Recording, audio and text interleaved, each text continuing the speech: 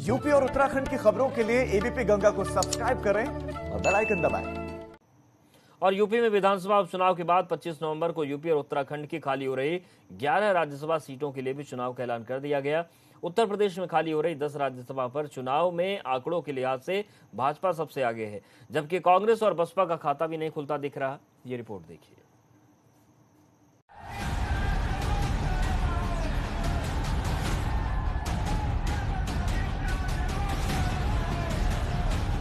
संसद के उच्च सदन यानी राज्यसभा में नवंबर के महीने में खाली होने जा रही 11 सीटों के लिए आज चुनाव का ऐलान हो गया है।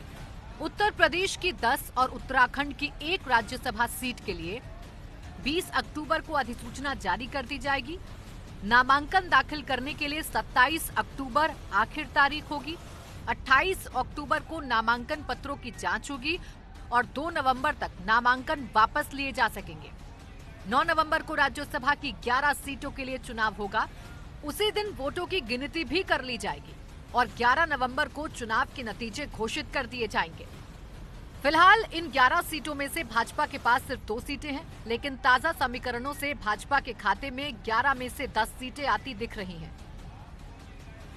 यूपी की 10 सीटों पर होने वाले राज्यसभा चुनाव में 1 सीट जीतने के लिए 37 वोटों की जरूरत है। ऐसे में 10 में से 8 सीटों पर भाजपा की जीत तय है, क्योंकि इस वक्त विधानसभा में भाजपा के 206 विधायक हैं, जबकि अपना दल के 9 और 3 निर्दलीय विधायकों का समर्थन भी भाजपा के पास है, जबकि सपा के पास 48 और बसपा के पास 18 विधायक हैं। सपा के खाते में सिर्फ 1 सीट ही जाएगी।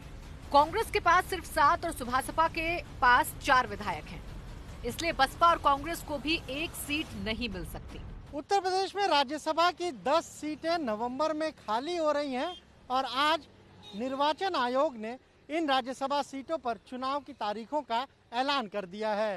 राज्यसभा की इन 10 सीटों पर 9 नवंबर को मतदान होगा।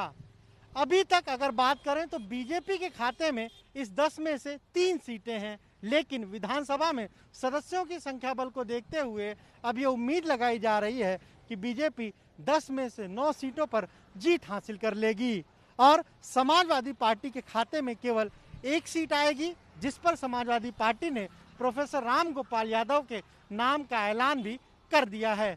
सबसे बड़ी मुश्किल कांग्रेस और बहुजन समाज पार्टी के लिए होने जा रही है, क्योंकि उनके पास संख्या बल नहीं है और ऐसे में उनके एक भी सदस्य इस बार राज्यसभा नहीं पहुंच पाएंगे। राज्यसभा चुनाव की घोषणा के साथ ही भाजपा में उम्मीदवारों के नामों को लेकर मंथन शुरू हो गया है, लेकिन एकमात्र सीट पर मिलने वाली जीत को देखते हुए सपा ने पार्टी के महासचिव रामगोपाल यादव को अपना प्रत्याशी भी घोषित कर दिया है। वहीं उत्तराखंड में कांग्रेस के कब्जे वाली राज्यसभा सीट पर भाजपा की ही जीत तय है। ऐसे में अगर 11 में से 10 सीटों पर भाजपा जीत दर्ज करती है तो पहली बार एनडीए के पास संसद के दोनों सदनों में पूर्ण बहुमत होगा। लखनऊ से अनुभव शुक्ला के साथ ब्यूरो रिपोर्ट, एबीपी गंगा।